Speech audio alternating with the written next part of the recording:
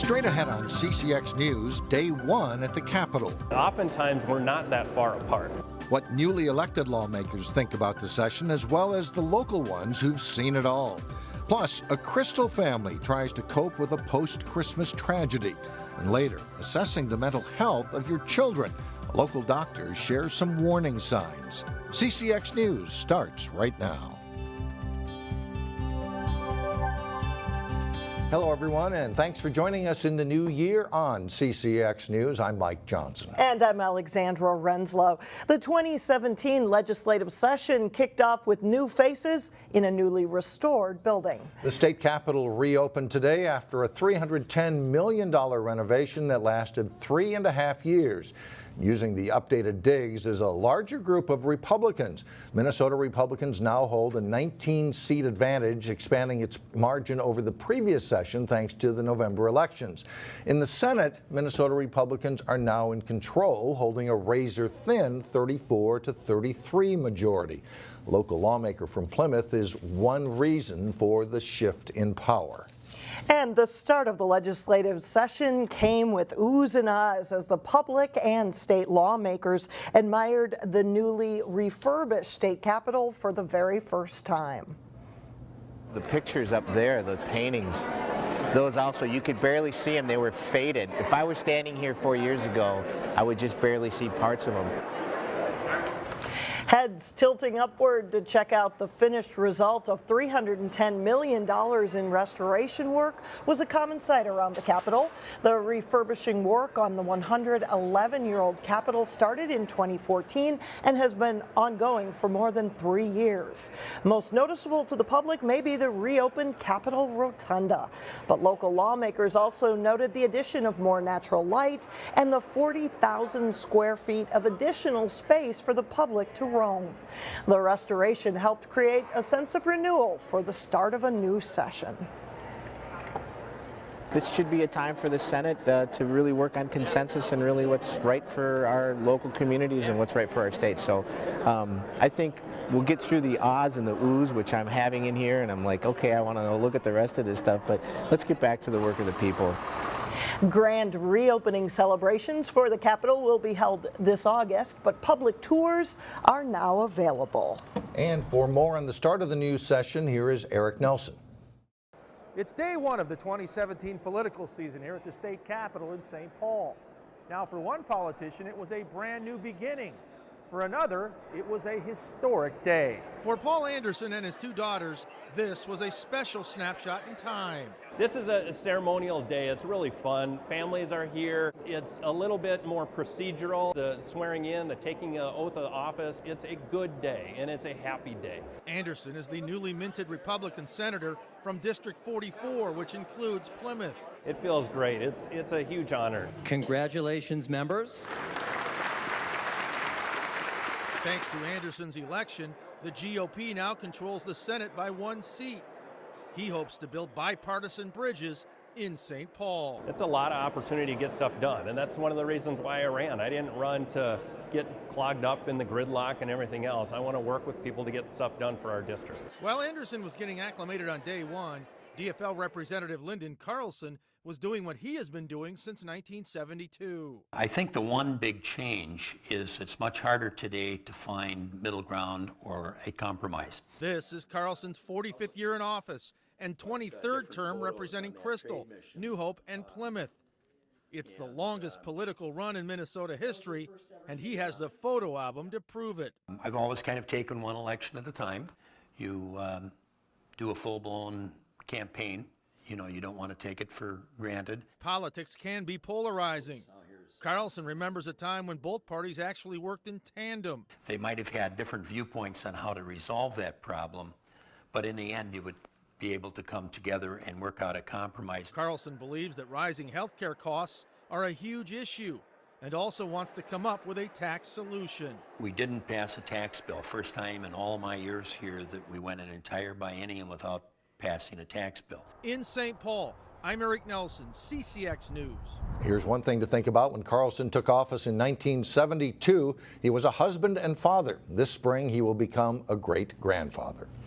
In other news, renovations in Plymouth are now complete for St. Cloud State's new graduate program facility. It is located off Highway 169 and Rockford Road. The new location offers working professionals another option to pursue a graduate degree. St. Cloud State's Twin Cities Graduate Center was previously located in Maple Grove. The Plymouth location opens for spring semester classes on January 9th. And since 2009, the number of students enrolled at the Northwest Metro location has more than doubled. The Crystal community is rallying behind a family whose house and garage caught fire the day after Christmas. Reporter Sonia Goins talked with the Hymas family, and as she explains, the family has a long road ahead of them. Charred cars and wilted siding are reminders of the December 26 Crystal fire. I just thought it was not going to turn into what it did. Diana Hymas says her garage went up in flames after one of the cars accidentally caught on fire. That's the car there. She says her husband Daniel was the first to notice. He heard the pop and he, smelled the smoke and saw the fires. The family went across the street to the neighbors, but by that time, the fire had quickly spread. All of a sudden, you're seeing the whole fire go up into the car, and then all of a sudden, you're seeing the flames coming out. Firefighters were not able to save the family cat, Domino. The firefighters said they did even try CPR on him, and it was too late. And there was a lot of compassion from even the firefighter when she told me she had a tear down her face. The fire caused significant damage to part of the home. The city put a sign deeming it inhabitable, and so we're looking at, a minimum of 4 months. The family is now staying at a hotel. Despite the huge setback, Diana is upbeat. So we have to move on and look at the good that can come from it. A GoFundMe page has been set up to help the family. Diana is grateful for the kindness of strangers. Meanwhile, she's relying on her faith to get her through this tough time. We're just people of faith. We love our Catholic faith, and we have just seen God's hand move in so many ways and has directed us to meet people that we feel we're supposed to meet who are helping us. In Crystal, Sonia Goins, CCX News. The family also includes 3 young children, and as Sonia mentioned, a GoFundMe page has been set up to help pay for clothes and other items, and we have that information on our website, ccxmedia.org. A Robbinsdale man is accused in the death of a man who died of a heroin overdose. Anoka County prosecutors have charged 27-year-old Tyler Koski with third-degree murder.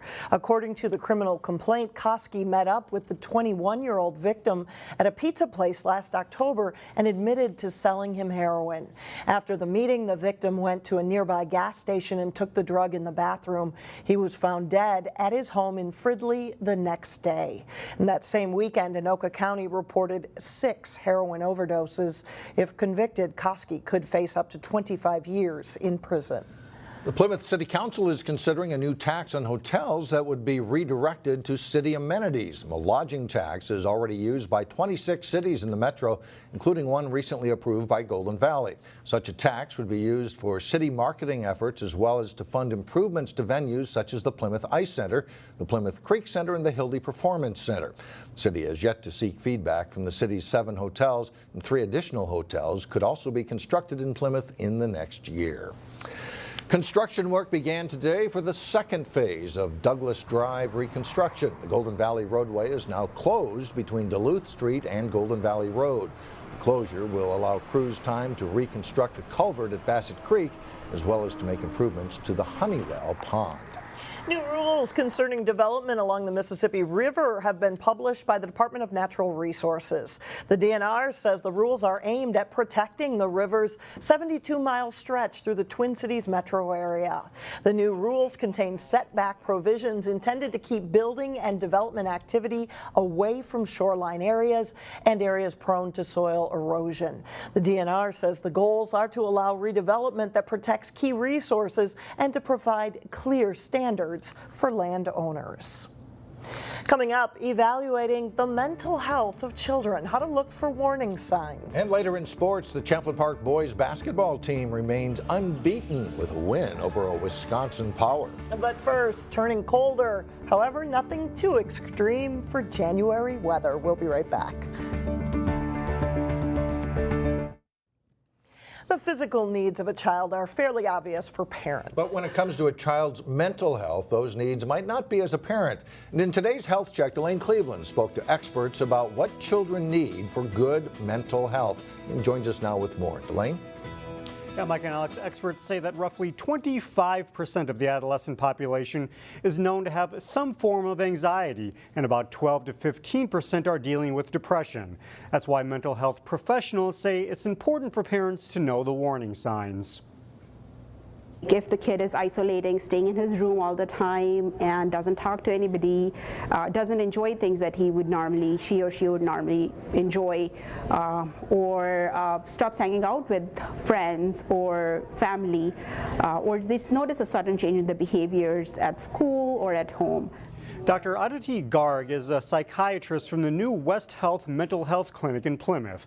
Today, she was the featured speaker at Allina Health's monthly Walk with a Doc event in Plymouth, where she shared her expertise about why children and adolescents may develop issues with depression and anxiety, and talked about how parents can ensure their children get the help they need. That could mean therapy for mild symptoms or a combination of therapy and medication for moderate symptoms. Dr. Garg credits schools for making it easier for children to get the help they need. Some of the schools have good school counselors that do the assessment, so the schools are getting more aware, and as the schools are getting more aware, the parents are recognizing that this is not only their kid, and they're able to ask for help. Dr. Garg says that some other warning signs for parents to look out for with regards to their children are whether their grades are declining at school or if they're getting into trouble more often. If that's the case, talk to a pediatrician for an initial assessment, or you can talk to one of Allina Health's mental health consultants. For more information on that, you can go to our website at ccxnews.org. Mike and Alex? All right, Delane, good to know. Thank you. Well, coming up, special honors for some local theater students. But first, a look back at the year in sports in the northwest suburbs. John Jacobson has that and much more coming up next.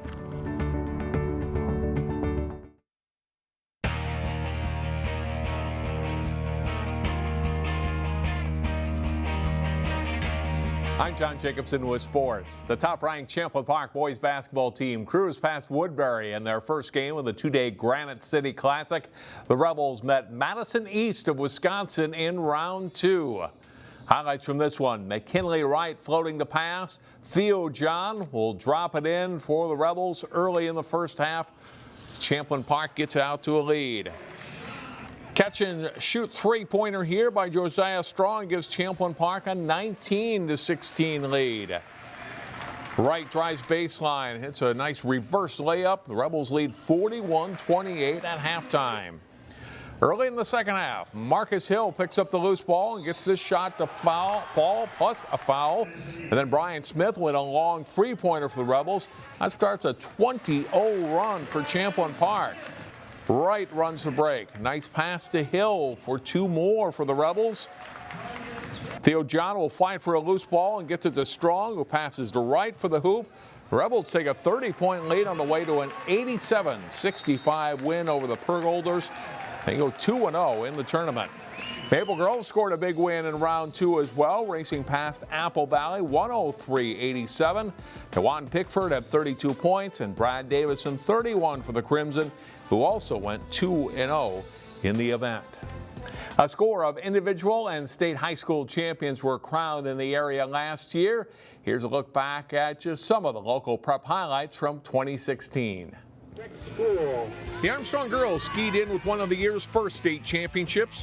The Falcons, led by senior Hannah Rudd, won the state Nordic title in Bowabic, supplanting 3-time defending champion Wayzata. The Trojans finished second.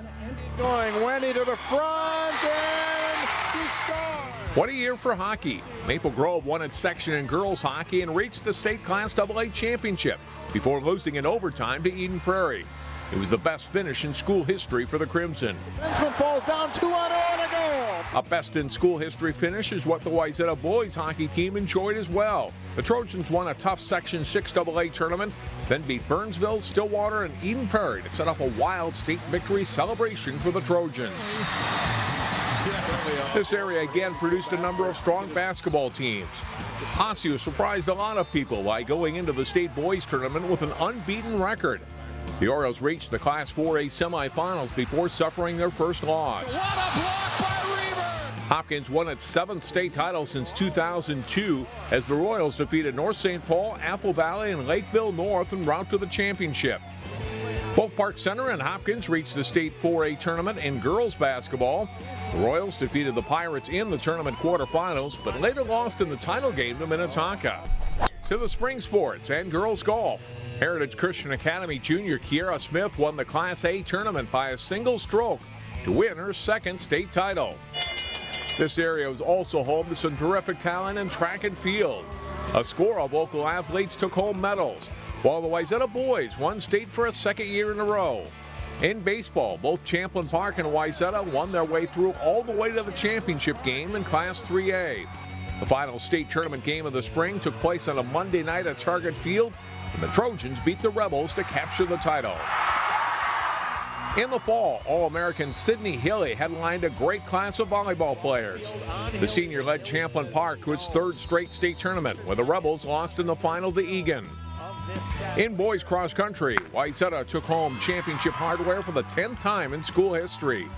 3 of the top 5 finishers in the state Class AA race were from the area.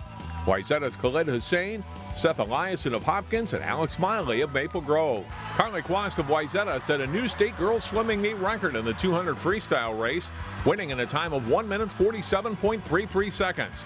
In football, deep playoff runs for both Champlin Park and Maple Grove.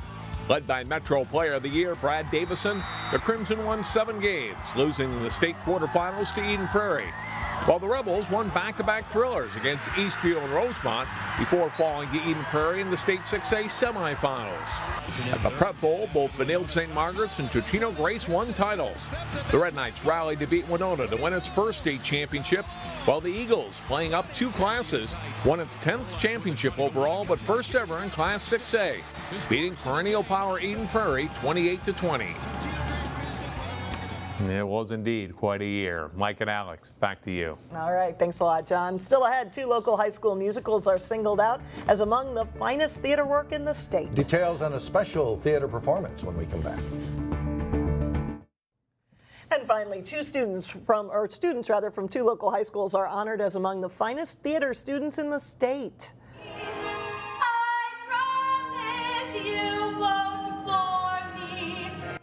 The students from Wayzata and Maple Grove will perform their fall musicals at the upcoming Hennepin Theater Trust Spotlight Showcase. Wayzata students were chosen to perform Thoroughly Modern Millie. Maple Grove students were selected for their production of Pippin. The showcase is June 12th and 13th at the Orpheum Theater in Minneapolis. The Spotlight Award is a way for theater professionals to recognize outstanding work and also offer some feedback to students. And production members from Osseo and Champlin Park schools also are invited. That's it for now. We'll see you again tomorrow.